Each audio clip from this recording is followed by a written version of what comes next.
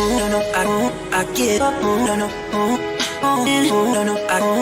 man! Welcome to the show. How are you? Really excited as a parent and as a person of color to have our guest today. Hey, what's up, everybody? Hey guys, what's up? It's Irfan. I'm really excited to have our next guest on the show.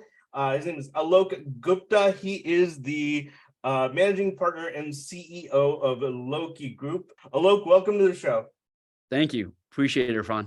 So one of the things that sticks out about my relationship with you is from the time that you became a client, not long after we had an in-depth conversation and you'd said, hey, I'm going to be in Chicago. And this is when Roosterly maybe had only a couple of hundred subscribers. We were acting bigger than we were. Right now, we've got over 2,500. But that was at a point where I don't know if you smelled the desperation in my voice or what it was, but I was deeply indebted to you because you hardly knew me. You were in Chicago for some meeting with EY or Deloitte or some big company, consulting company. And you're like, you know what?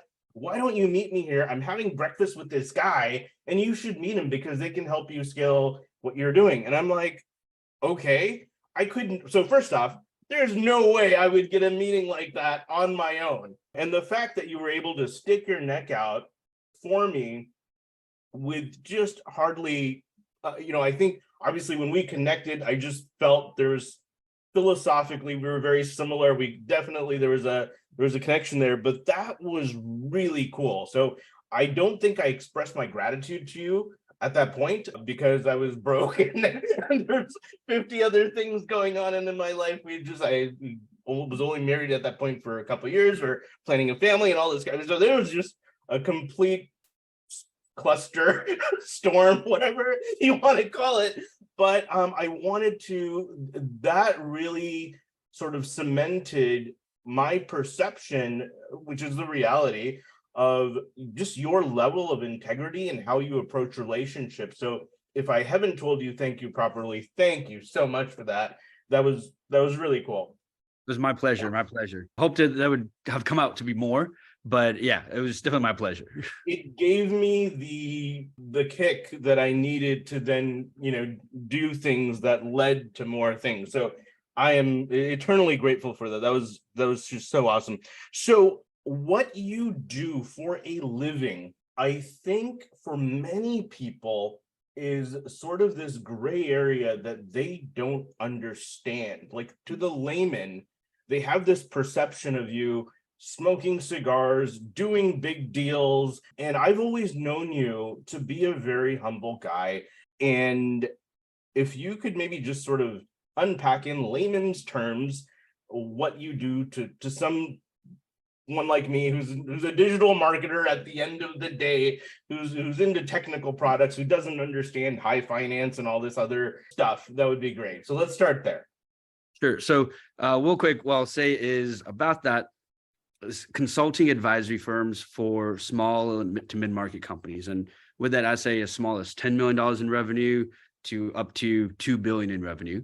If you're smaller than that, we can still work with you and we'll figure out how that pans out. But the idea is corporate strategy as a service is the first level of layer, I'll say, right? So think of it as a fractional corporate strategy officer. So we all hear about fractional CFOs, fractional chief marketing officers. We're starting this whole fractional chief strategy officer component of it. And it's not just one person, but idea of a team. It's like actually the office, helping these companies think about their 5-year and 10-year strategic plan. How do they really want to grow?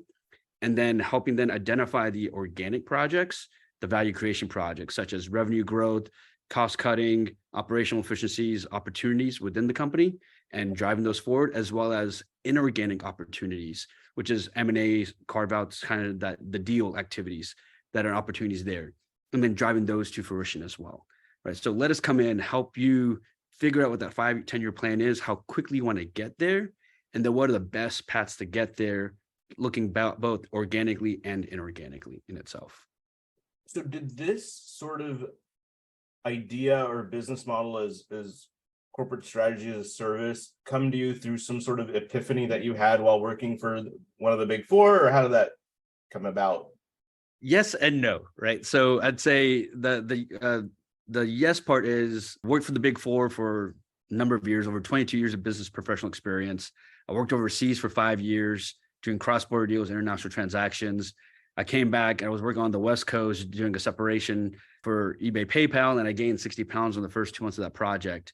And that's when I was like, okay, I love what I do, but I want to do it differently. And so that's when I started creating Loki Group and left the Big Four that I was with and started Loki Group. And with that, it was still M&A advisory. We were focusing purely on deal activity.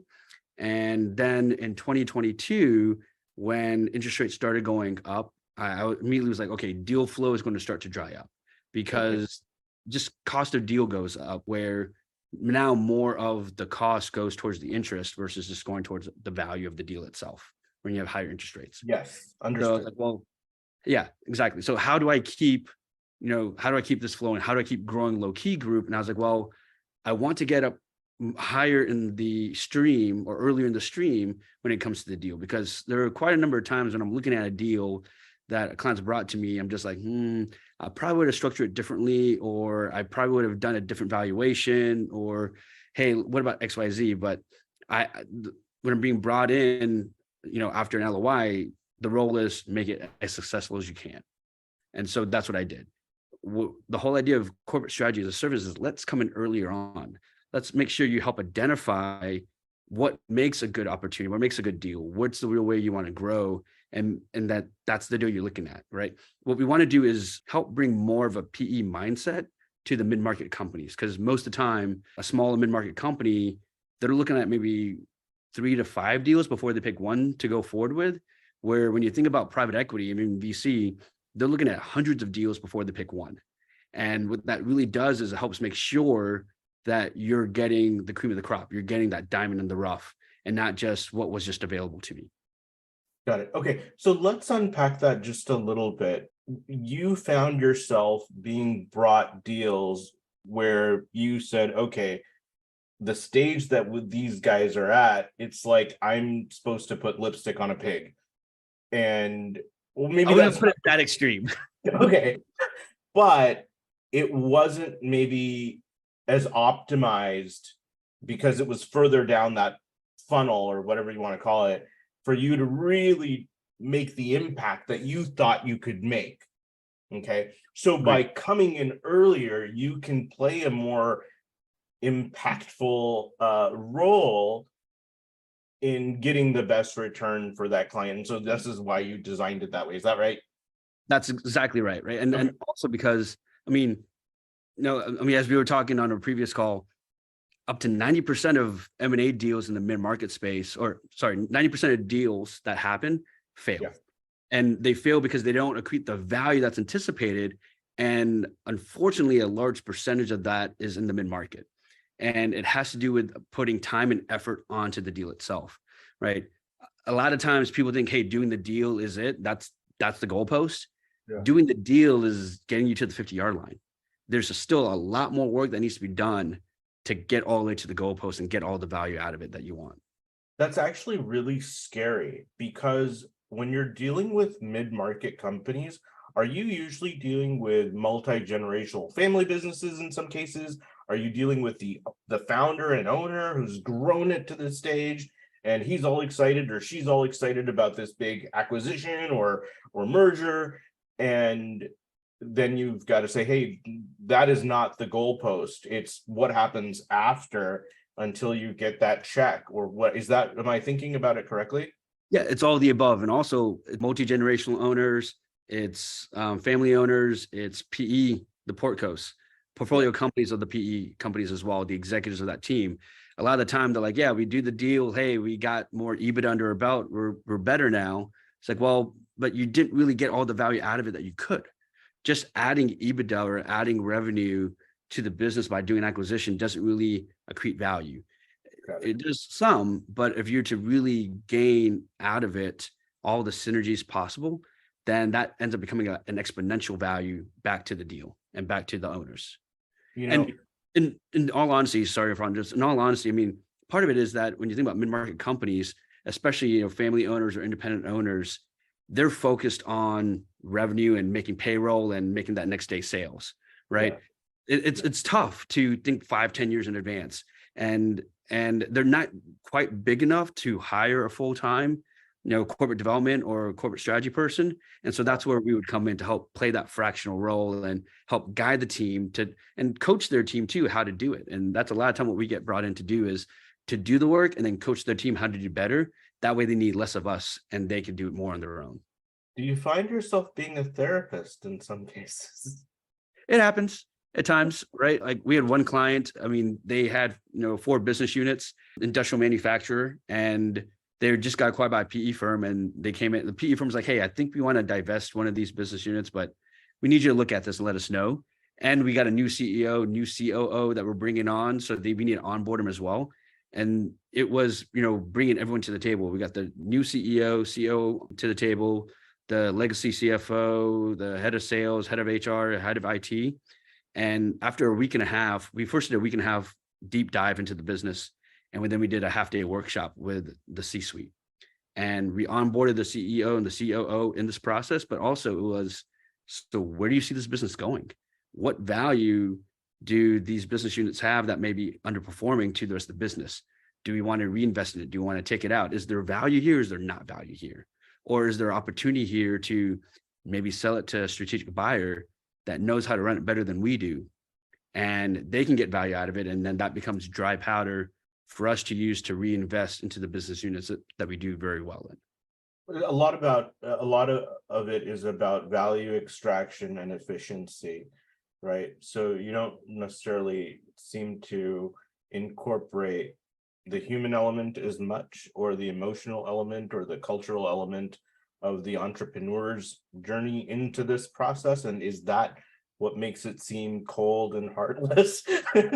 What we do, right? What we try to do is it's a balance of, we can't let the emotion and the heart run the entire decision. By putting in a scorecard, by putting in some metrics, by putting in some quantitative aspects, it helps give a more third-party perspective on an opportunity, on a pathway, than just, I feel this is the best way to go, right? And that's the key thing that we do. Is now we always throw in a personal perspective as one of those attributes as well, because, hey, your gut feeling should not be overlooked. If you're getting a weird feeling in your gut that's saying this is not the right deal or not the right opportunity, that means something, and we need to look into it why. And it should hopefully boil up as we look into it, into the other aspects of things. So it's not about ignoring personal perspective or emotion. That's a part of it, but it's about balancing personal perspective and emotion with quantitative facts and data. And that comes from judgment and you having done this for so long. Yeah, I mean, in my time, I've completed over $125 billion worth of transaction value in the 22 years. Bonkers. It's been great. And I really love working in the mid-market companies and small companies more than anything else. It's just a lot of value that we can help them gain. A lot of just helping them grow more and achieving more has always been something that we love to do. I mean, as we talked about, I also, I don't do as much right now because business has taken off quite a bit, but I'm also an adjunct lecturer at Emory University in the MBA program at Gozueta, and teaching and tutoring and that aspect has always been kind of core to me. My dad was a professor for a long time as well, and it's kind of how I like to work. And I even in my team, I use a very Socratic method in working with them. I'm not going to come just tell you the answer. I'm going to help you figure out the answer for yourself and help you along that pathway. I totally get that about you. I think that's why I like you. When it comes to entrepreneurs and board members, have you ever experienced a sticky situation where there's about to be a merger or acquisition and there's infighting between a particular team, and how have you sort of helped sort that out? Or is that even your job to mediate those things? So we try to, and I'd say usually, at least in the ones I've been on, there hasn't been high tension. It's usually like, hey, we have a perspective, we have a direction. Most mid-market companies don't necessarily have a board, right? Or maybe the board is the family. And what's challenging there then is the family dynamics and managing the family dynamics, because usually there's a patriarch or a matriarch that's leading the board, and So everyone else who's on the board doesn't really have as much as a say. And what we try to do is we help provide that third person perspective. Let us help provide that third person perspective. Let us help provide insight to help make a collective decision together and not just have one voice rule over all the others. Got it. I once knew and still know an entrepreneur who had started a business. He'd grown it over the span of about 5 years to I think a 10 million, $8 to $10 million a year company. Mhm. And they were prepping it for sale. And so it took them about 2 years to get that all tied down and did all the things. And they were acquired. And the leadership, the founders were expecting X amount as a payout, right? The company that bought them agreed to buy them for X amount. And so there's a celebration. They were excited. And, like, yeah, gosh, left it out all on the field and all the sports analogies you want to throw at it. And they never got paid.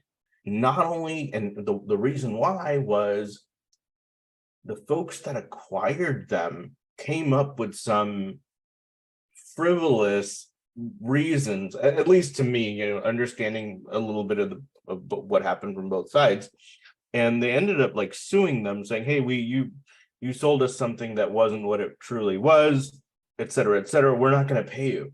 And so that's 8 to 10 years of work and building this company and getting nothing. And so that is terrifying to me.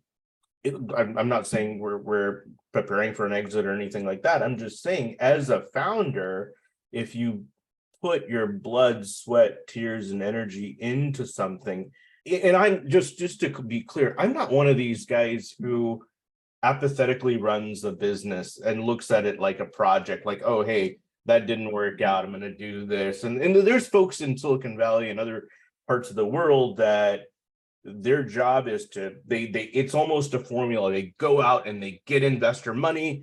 They got their team already in place. They turn up the volume. They grow it to X%. They flip it. And, if for some reason it doesn't work, the KPIs aren't what they need to be in Q3 of the second year. Like, yeah, all right, I'm just going to cut bait. I'm going to, do something else. And that's how I roll. And God bless those people. I'm not one of them. Like, I care about each one of our clients. I been through more challenges in the beginning of my first business, my second business, now my third, that I put everything into this. It's probably not the healthiest thing. It's probably taken 10 years off my life, but it's a really long, drawn out way of asking you the question, what can an entrepreneur do to protect themselves and ensure that they get maximum value, that they do get that wire transfer into their account?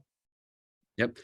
So what we do in those kind of situations is, we go work with the clients. The way I like to think about it is we come in as a quarterback, right? And we come in to really work with and get very close with the executive and leadership team to know how they think and what their direction and perspective is. So that way we can then almost act as an extension of them, right? They got their full day business as usual stuff that they got to do. Let us then, as we work on these projects, both organic and inorganic projects, we can then act on their behalf to some degree. So now some things, some decisions have to come directly from them, but at least I could give direction of, hey, here's what, your CEO, your CFO wants to do. Here's the direction, give that pathway. When it comes to an exit, what I'll say is, when acting as a quarterback, we would be coordinating with not only just all the functional leaders within the business, but general counsel, the outside counsel, if they're using outside counsel, and reviewing the documents to make sure we understand and that we are good on the structure of the deal itself, right? And that's comes to my point of, hey, I want to structure certain deals certain ways, right? Depending upon what the situation was. And if something is structured as an earnout or some growth over time, again, I think it depends on the situation, but we would look at saying, well, what's the best structure for this business based on how it's performing now, how it's expected to perform, and then how much, are you willing to put on future performance versus what has been put in place in itself. and really make sure that the client, that the owner of the business, that the executives, whoever they are comfortable with that structure, right? Got it. They know that the pros and cons of it. So again, we're not legal counsel, but we would work with legal counsel, say, hey, we need you to review this. How's this look? Here's what we want it to happen. I need you to put it down in legal terms and make sure that it's comfortable there. And then just make sure the client really understands what that means, right? How much will they get on day one of the transaction happening? What will be wired to you now? What would be held in escrow for 12? Usually there's an escrow for 12 months for a certain percentage of the deal value, because it's basically like a holdback, where that way the buyer, and during that 12 months, if they have issues that came up, like reps and warrants, there's certain things that they could then go after and try to claw back from that escrowed amount. Like, hey, the machinery that you sold me, they all broke within the first 2 months. They were not in good working order. Right. But they have to make their claim. And then there's usually an intermediary that then has to make the decision on, is it valid or not valid, to claw it back. So that's what we would do. Just make sure that the client truly understands, the owners really understand, hey, how much is going to be coming to you on day one? How much is going to be in escrow? What, if any, is coming over through a seller note, and what that looks like? What are your rights as a debt holder? If you have a seller note, are you going to be, a senior debt holder, or you're a junior debt holder, like where that stands in the stack? And then what amount of money is coming over time instead, and make sure that they're clear on it, and that way they have an opinion to make on, yes, I'm okay with that, or no, I'm not okay with that. And which pieces of what they're not okay with do they want to shift? Got it. So that brings up a whole slew of potential pitfalls. First, it's an awesome responsibility that you take on for ensuring the success and the outcome for a situation like a merger between two companies or an acquisition.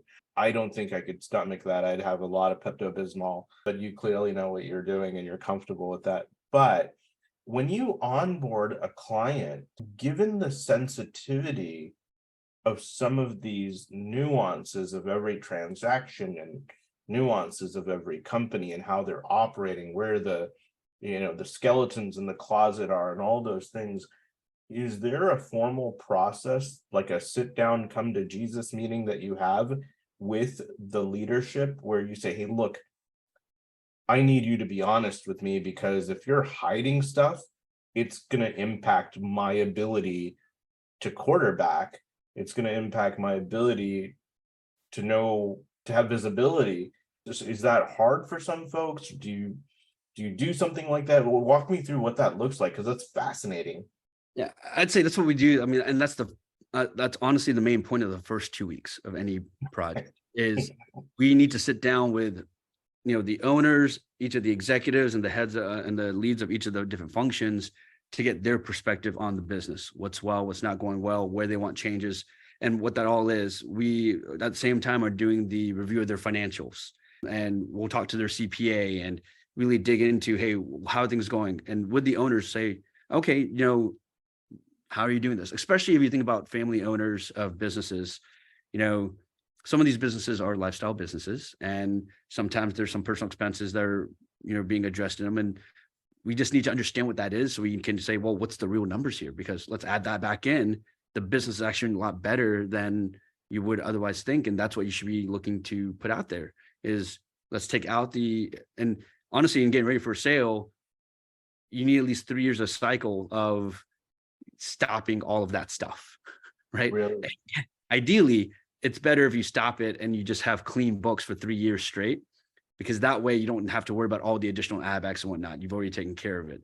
It's sometimes a little bit tough to do, but you say, well, start paying yourself then a more reasonable salary, because usually as an owner, you don't pay yourself a reasonable salary, you pay yourself less. So pay yourself a reasonable salary.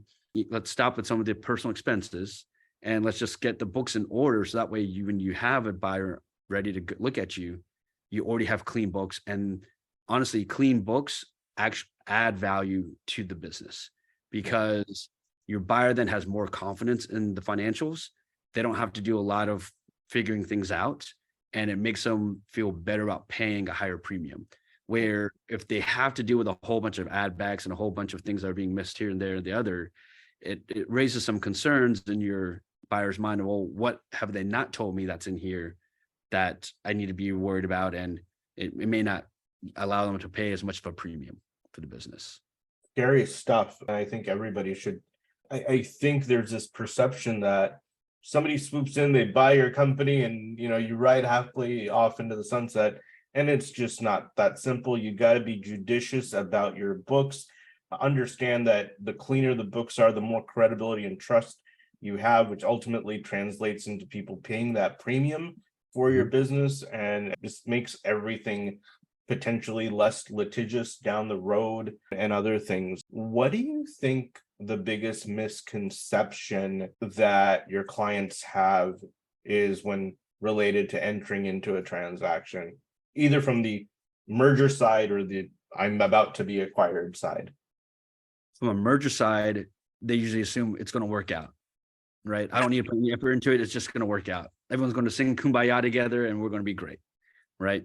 There's a huge people component to a merger. And I'd say when you think about any kind of merger, the two biggest components that could really, I mean, again, any component can really mess it up, but the two biggest ones are your people, employee component, and then IT. Because your IT systems are different. If you're trying to merge the companies, you need the systems to be talking together. You need them to synchronize. Otherwise, you're spending a lot of time just maneuvering information to make it make sense. And then people, because if you don't have people, you don't have a business. If they end up leaving, if they don't end up liking the new culture, if they just don't feel welcomed or in place, or they think that their job is always at a concern of being a loss, they're going to they're going to jump ship quicker sooner than later and not wait till that day, right? And so with that, communication, transparency, moving quickly when it comes from a people component, that way you can give people peace of mind is key, right? So it's not just all going to work out. You actually have to put effort into it. You have to put time into doing town hall calls and communications, weekly or every other week communications to everyone. They may not read it, but at least it's there and they feel comforted that you're trying to tell me what you're doing. And I think the town halls actually come off very well, where you have senior leadership coming and meeting and answering questions of folks of the targeted company itself. Now you got to make sure though you got to make sure you also do that for your legacy company as well, because your current employees are also going to be wondering, well, what does this mean for me?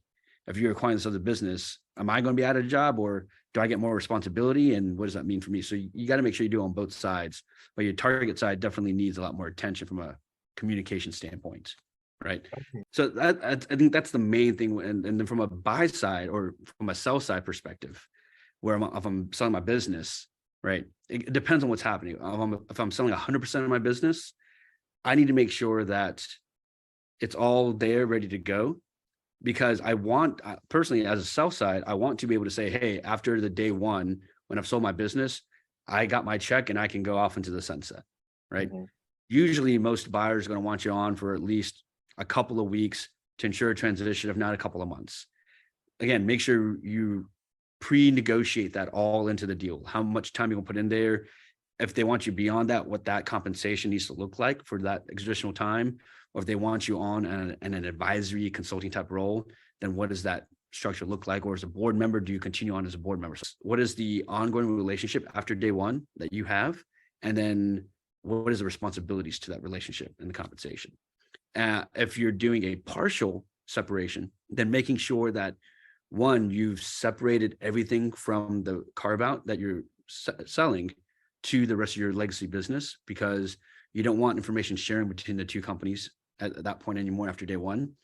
And two, making sure that what you're saying you're giving them, you are giving them, and that you're ready for any transition service agreements or TSAs for post day one, and that you're ready to service on that. So if they need financial support and doing accounting work for a couple of weeks, okay, hey, here's the financial support. Let's get those TSAs locked down and written, and what they're going to be paying us for that TSA, for that service, how long they need that service for.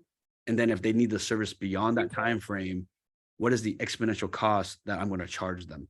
And that is a component that's important, both the cost component as well as the exponential increase of cost, because you don't want TSAs to continue lingering on forever. you want them to stop as soon as possible, because you need to operate your business and focus on your business, and they need to operate the business that they've acquired. Got it. So explain to me, maybe a better way to ask this question is explain to me where you leave an engagement, where you sort of say, okay, here are the keys, Loki Group is done, best of luck. Is that hard to do? And when is the safest time to do that to ensure that that transition's taken place? So we take a very proactive approach on that. I mean, I've started rolling off team members as soon as we don't need them, or we don't need as much of them, if we can carry it on, because I think of my clients' money as my own. And to be honest, from my perspective, if the work being done isn't challenging and I don't feel like it's adding value, then it's not worth the fee. And it's not worth it to the client, it's not worth it to the person who's doing the work either, because they're not growing in any aspect. And we want to continue growing just as much as we want our clients to continue growing. So with that in mind, I'd say it all depends on the situation. The key is, you got to plan for the integration. If you're doing integration, you got to plan for the integration. You got to do due diligence. You got to execute the deal, and then you got to start integrating the companies after the deal, or after you start executing on your integration. I'd say it takes usually 1 month. We're fully engaged. We're running that integration and making sure traction's happening. Around month 2, we're starting to pull back a little bit. Around month 3, we're probably a very light touch, because things should be in cruise control mode.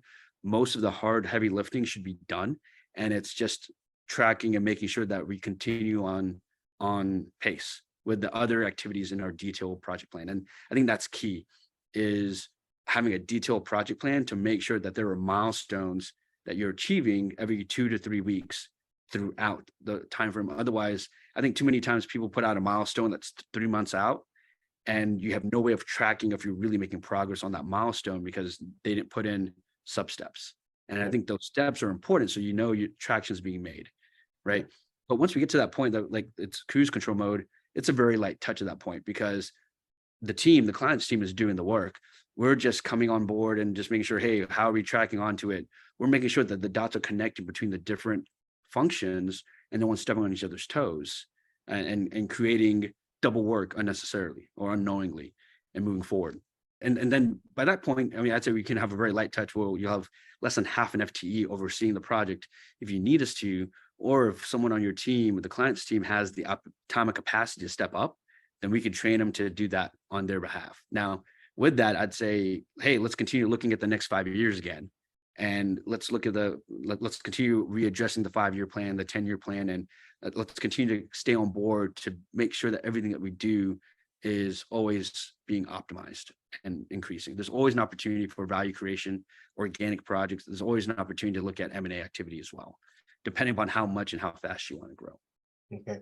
You do a really good job of making what seems to be a very bumpy, tumultuous process seem very painless. And my question is, when things go smoothly, we all look like a hero, we all look like a star, everything works out great. But in situations like these, the true test of somebody's skill becomes evident when things go sideways, which they invariably do. How can you speak to how you respond in those situations, and or maybe give one example to the extent that you feel comfortable doing so, and how you manage that? Yeah, that's a great question. So a key way is in advance as we are looking at any type of deal. So, and I say not just deal, it's even value creation projects, the organic stuff. When we work on any project, step one, let's start making that detailed project plan, and let's take it in steps, right? Hey, what are those key milestones we want to hit?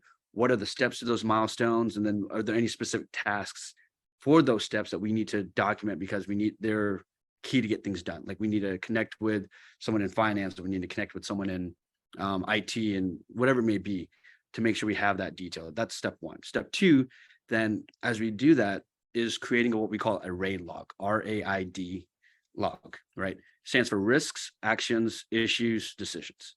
And the idea is, well, okay, before we start, having issues or risks, right? And the difference between an issue and a risk, Risk is a potential of something happening. Issue is it's happening. It's an issue. It's happening right now. And so we go through, and each team needs to think about what are the potential risks that can happen throughout this project. And they need to document it and start coming up with mitigation plans for some of those for the big ones, right? Like, hey, I miss a date. It's not about missing one date. It's about there's a major roadblock and we have to reconfigure something. Okay, what's the mitigation plan? So let's think ahead about what the issue could be, the risk could be, and let's create a mitigation plan around it. So we are ready in advance that if it does come up, we can work around it and we don't get too much of a delay. So that's step one. Step two is, even with that in place, there's other issues that can happen that you did not foresee, right? You know what you know, you sometimes don't know what you don't know, right? And that's when the key is coming together as a team to solve it. I think too often people, when those happen, focus on trying to blame who caused the issue, and blaming, all it does is kill time and kill teamwork. And what I tell people, I mean, we've all heard this, when you point a finger at someone, you have three fingers pointing back at you, right? So pointing fingers doesn't help. Hey, there's an issue that's happened. Okay, let's rally together. Let's figure out how can we solve this now. So for example, I had a project, it was an M&A deal, and it was in South America. And we were working with a technology team. We were focused on the supply chain operations of how things how product needed to move, right? Because we were selling product out to clients, or our client was selling product out to customers, but they're also taking in used product to refurbish and fix and give them back to those same customers. And so there's an IT system that was managing the warehouse. And so we were talking with IT the entire time about what we needed to do. 2 weeks before the day one, the deal was supposed to close, IT came to us and said, hey, we just realized something. The way we structure the warehouse, if a used product comes in, the system thinks it's a new product and it would automatically sell it to someone who has an order in it. I'm like, well, that's not going to work because that product belongs to someone else. And fingers started be pointing, and I just stepped up and said, hey guys, let's stop pointing fingers, right? I just remember this meeting very clearly because there's people on both sides. I was like, stop pointing fingers. Pointing fingers is not helping. What can we do to get this fixed, right? How much time do we need to create that separate virtual warehouse so we can put in the used products, and how much time is it going to take so that we can then transfer these products out of the current warehouse they're in and into that virtual warehouse, because it's all digital tracking, right? Someone has to move it, someone has to do this. And, being in this country or in South America, every time you move a product across lines, state lines, it got taxed. So how do we do this without getting taxed as well? Because these are not small products. These are big industrial products, like hundreds of thousands of dollars. So how do we do this without getting taxed on these products as well? And so it was a combination of bringing IT together, supply chain together, the tax team, a finance team together, and be like, okay, how can we move this product, and how does it then change, even digital state lines? How do we avoid that? Or how can we make a claim back to the state saying, hey, it's not really moving anywhere, so please ignore this, and get this all moving to a virtual warehouse so we're ready to go. And we aligned on a pathway. We came up with a list of activities that need to do, because there were about 150 products, if I recall, that had to be moved out. But the amount of effort, amount of activity that takes to make each one of that, it had to go through a chain. So like 5 different people had to touch it to move it from here to there, all the way into the virtual warehouse. And so we broke it down to pieces and did it in tranches of 10 products at a time. And it was this kind of ongoing quarterbacking of, okay, hey, step one, team one, you've got the list. Here's your 10 products that I need you to transfer, and you need a mark of, hey, these have been accepted. Step two, hey, team two, I need you to do this. Team one, here's your second list I need you to work on. And it was this whole ongoing process. That way we could actually get it done in a week and still be ready to go by day one, because we only had 2 weeks. When originally IT was trying to tell us it would take another 4 weeks to develop. I'm like, guys, we don't have 4 weeks. We need to make this happen now. So it was one of those things. No one expected this to happen. We thought we were all communicating. However, even though we were communicating, interpretation of what that meant and what needed to be done was different. And we had to come together at the last minute to create a solution at the end. Oh my gosh, that's nuts. That's intense, man. Freaking IT guys. I'm teasing. I'm kidding. No disrespect to IT guys and their lack of communication. That's an assumption. My point is, okay, when it comes to value creation, you talked about having clean books and a few other things, but what are some other things that an entrepreneur, business owner, CEO should start paying attention to when it comes to preparing their company to maximize value? A key one is having the right leadership in place, right? Okay. If you have the right leadership in place, you can run the business. If you have the right leadership in place that can run the business, Okay. then again, the value of business goes up, especially for individual entrepreneur or owners, because Okay. most of the time they're wearing a lot of the hats. Yep. And the concern is, well, if I buy the business from this entrepreneur, who's running it in their stead? Is anyone able to step up and take on that role or not? Or do I need to find someone? And if I find someone, well, how much real transition time will they need to be able to do the job? And so ideally, it's someone who's in the role that is already doing it. And ideally it's the entrepreneur, the owner is more of a figurehead and someone's already running the business for them. That way it's just a plug and play. Hey, the business is already operational. I'm really not doing much. I'm just kind of helping out here, there, the other.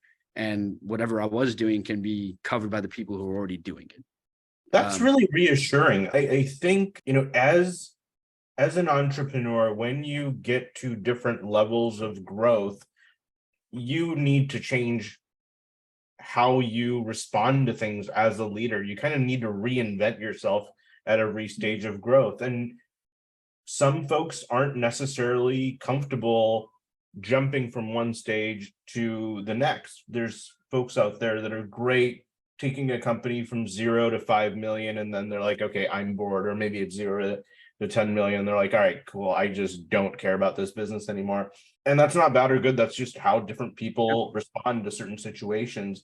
I can say about myself, once we hit a certain number of subscribers to our service, I was speaking with another entrepreneur who had grown his company, and he was seeing how I was working, and he'd already done this a couple times, so he learned the hard way.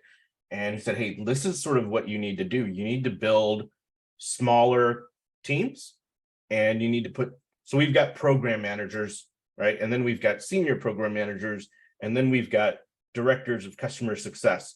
And once I actually implemented that, it was eerily effective. Number one, it took a little bit of growing pains, a little small struggle, but it was not rocket science. And I literally took like 8 months off. I mean, and I found that the more that I stayed away, it didn't necessarily have a negative impact. Like I can leave, I can jump back in and say, okay, we need to fix these things, because over time you build an intuitive sense as a company founder of what things are running well and what things could be run better sometimes, right? So I'm good for something. And so I would take some time off, I would jump back in, and I was completely blown away at how little I was needed. And the feeling is so great, because you're like, not because you get to spend time away from work.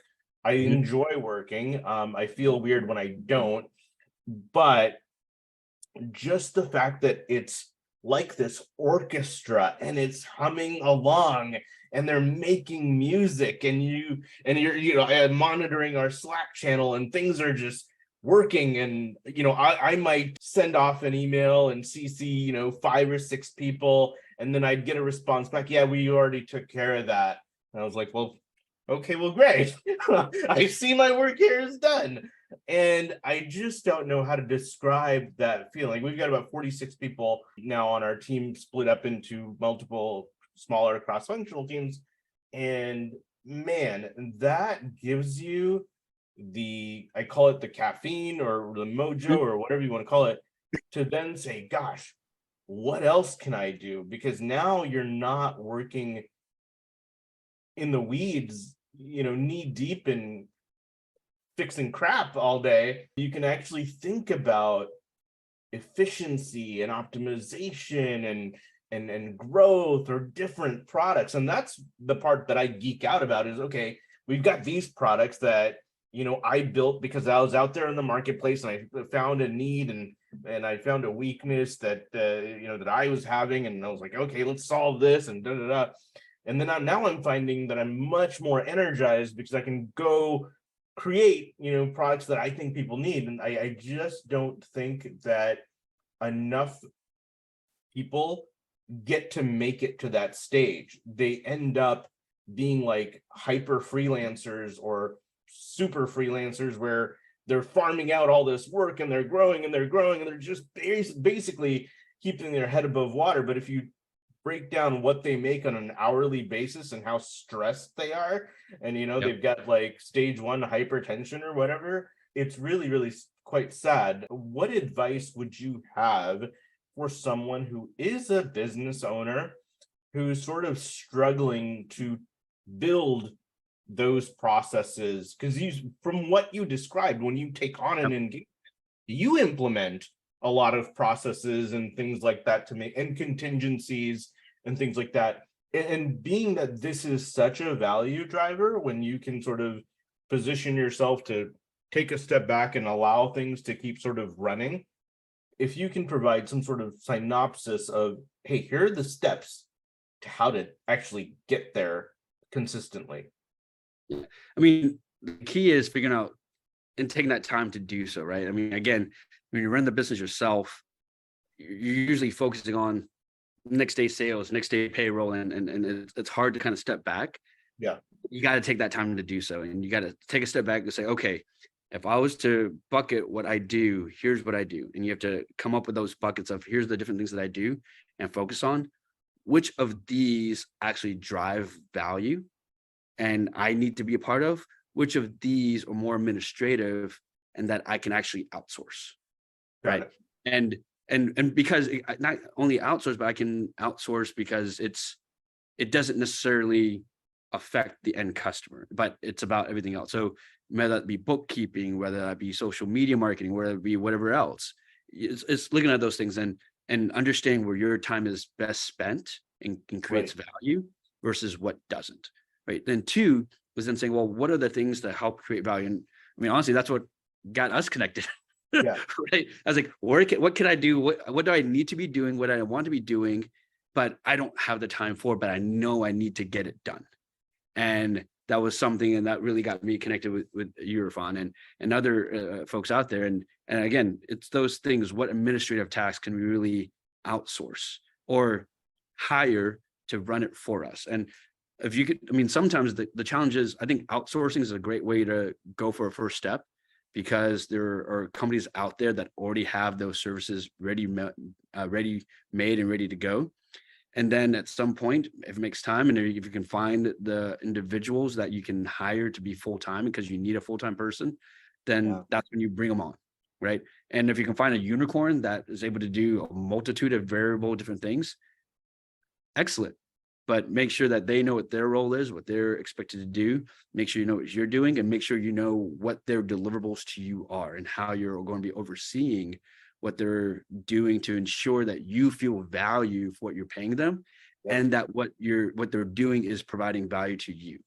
Yeah, really important, because you don't want to just set it and forget it and continue to pay money and you're not really sure whether the value that you're getting is equitable for what you're paying. That's really, really good insight. Really good insight. You're a natural networker, I think, right? It doesn't feel like networking that's what I'm guessing is when you go out there and meet people. I've never been a fan of networking. I'll tell you why. I'm a short Indian guy who's an introvert. And so I would go to these networking events, and it's just seemed, I don't drink. And so I'm at a networking event having, Perrier or something, and I'm trying to explain what I do to, this was back in the day. This was like, 2010 when we first started, and I didn't know many people in Chicago. So I go to these networking events and I'm shaking hands with someone who's like a foot taller than me, looking over at, somebody of the opposite sex that they're attracted to. And they're like, oh yeah, you do technology? Yeah, that's great. All right, well, nice meeting you. And I'm just like, dude, this is the most demeaning experience that I'm having, and I just don't understand how to do it effectively. And what's weird is, despite being completely socially awkward, going to networking events helped me land some of our initial clients. I don't know how, but it worked. You get a lot of your clients through referrals. Can you talk us through how you built that machine? Because I know that your business is in fact humming along rather nicely. Do you take time to go out and make jokes and do the double guns and whatever? Like, how does that work out for you? Yeah, I do so strategically, right? I mean, there are a number of different opportunities to go out and network, and different organizations, each of them have their own cocktail or happy hours or whatever it may be. And, having two young kids at home, a 3-year-old and a 9-month-old, it's difficult in the evening time to really make that time and go out and do that. So I really limit my evening networking time. Most of my networking is done during the daytime, either over coffees or lunches, or some of these associations are great enough to do luncheons for their events. And so that's where I go and I spend time in networking with other individuals. Other than that, it's how do I magnify my outreach is what I look at, where, hey, I can go and talk to, and I try my best to go and talk to individual business owners all the time. However, individual business owners aren't necessarily always looking to hire on and whatnot, and to keep in touch with every single individual business owner. I mean, that's a feat in itself, because they're small mid-market companies collectively, in my opinion, are the largest employers in the US, right? So part of what we do then is we connect with those individuals, but we then also connect with other service providers, the lawyers, the accountants, and honestly, we end up getting then leads through them. Either their customers are looking for help and they, it's not service that they provide, but they want us to come help them and talk to them about their strategy, or, hey, there's a deal that's about to happen and we're in the conversation with them about how to advise them on that deal. Yep. Okay. Got it. All right. So let's talk a little bit about digital marketing, given that I run a digital marketing business. Talk to me about your strategy on LinkedIn. How do you get your name out there? How does it help you? Let's start with this. You've been a Roosterly client for many years now. Why do you keep us around? What do you like about us? Honestly, it helps me twofold, right? So one, helps me in making posts on a regular basis. Two, the posts that Roosterly makes, I also read them each day as well. So I stay up to date on what we're posting because I need to know about it. So it keeps me up to date on key topics that I want to know about. And so I don't have to go out and be hunting for it or searching for it. It's kind of a feed to me as it's posting on my behalf. Got it. Awesome. Very cool. Was there ever an instance where somebody asked you about a particular post and you're like, well, I haven't read it, or how did that go? It hasn't happened. Rarely is anyone asking me about a particular post. They're usually just talking more about the industry and what's going on. Yeah. And the post is more about creating more credibility, right? Yep. The consistent credibility, the consistent posting, the consistent posting helps create that credibility where they see, oh, okay, you talk about M&A quite a bit, or you talk about business quite a bit, so you must know about this and you post about this quite a bit. It's a topic that you're familiar with.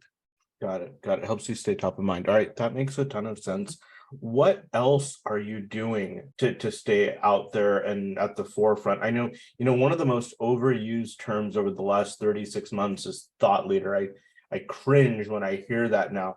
That's right up there with my other favorite term, which also, I'm being very sarcastic right now, authentic. You got to be authentic. And it's just, what does that mean anymore? To use these terms so frequently, they lose their value.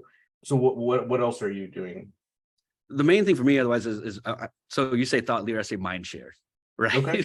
Okay. So the idea is writing about topics that people want to read about that have to do with organic growth or inorganic growth and corporate strategy.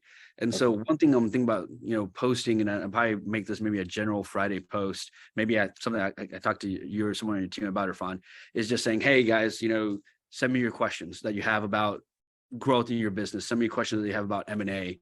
And that way it helps me with what questions do people want answered. My biggest challenge is there's a lot to talk about. So what do people want to know about? And it's always easier for me to answer a question than to just openly share about some topic that I came up with. Isn't that interesting? And so that leads me to another question as we wrap this up. I find, at least in the LinkedIn ecosystem, well, LinkedIn, maybe a little bit less, more so Instagram, and way more on TikTok, is that there are folks that have a breadth and depth of knowledge that have been doing their whatever they do for many, many years. Hey, who's this guy? Who's the best part of the whole call? This is Rebby. Okay. He's our rescue dog. He is turning 7 this year. Very cool. All right. What you heard earlier was my 9-month-old daughter. I think they're going to the pool. Okay. So well, he's not, but yeah. All right. I think that's my signal to start wrapping things up. So, but there's a couple of important questions I want to ask you. So, there's folks on LinkedIn and other places that have a breadth and depth of knowledge like you. They've been doing their craft for many years. They've honed it. They seem to be more hesitant to share knowledge because they want to make sure it's factually correct. They don't want to. They want to protect themselves, not in a bad way, in a good way, right? They're teachers, they're educators, and then conversely, you've got folks that are supremely confident, right? And they are ready to talk about all kinds of things with expert level conviction, and yet it is 99% hot air. They know absolutely nothing. And I found folks like this on LinkedIn, and they're talking about things related to digital marketing or the LinkedIn algorithm. And I'm like, nope, you are literally spreading misinformation that is harming people. Do you agree with the fact that as you become more well-versed in a particular subject matter, that you are more careful when speaking about it? And does that impact your ability to show up on video and talk for a couple minutes?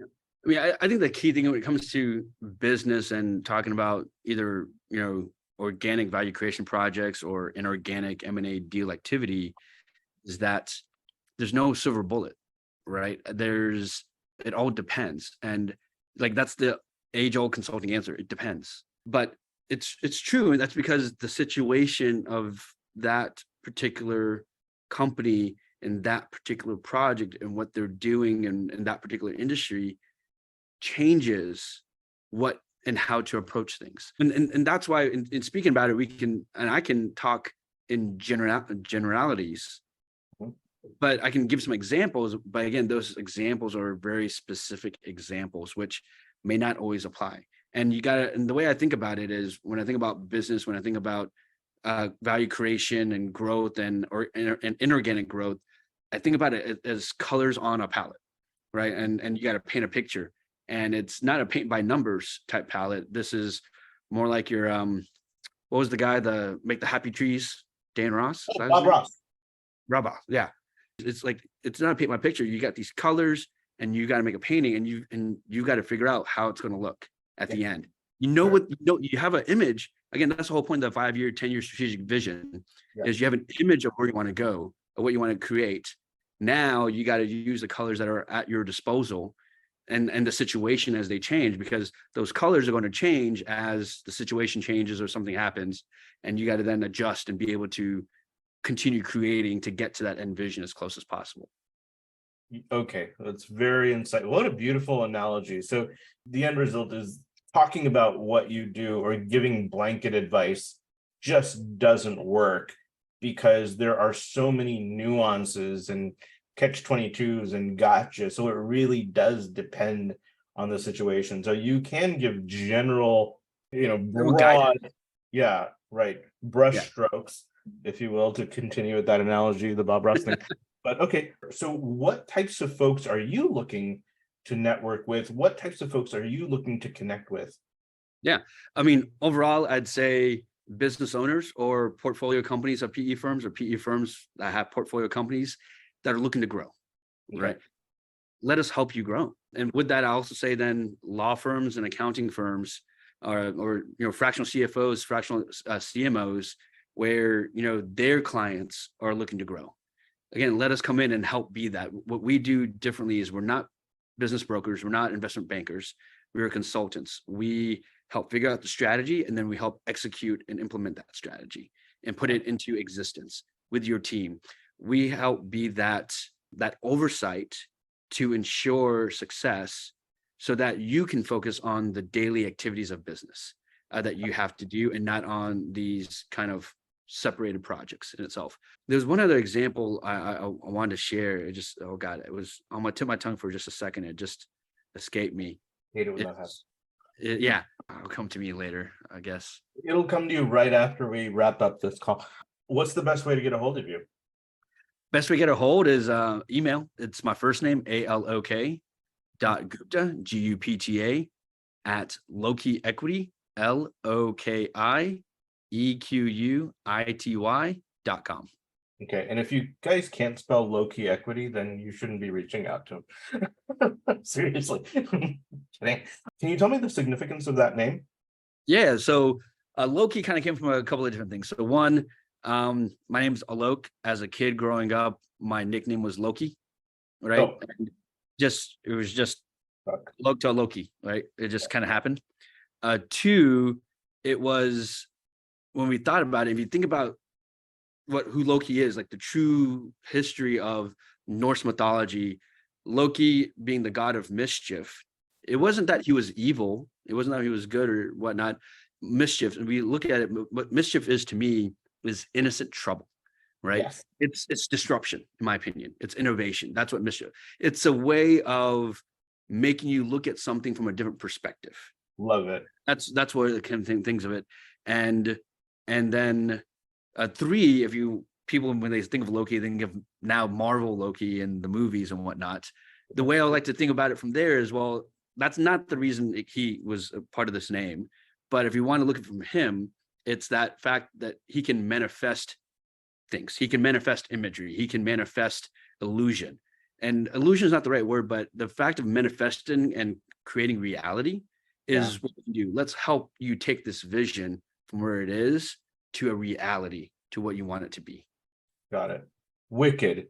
Alok, every single time I talk to you, I feel like I don't quite get enough time.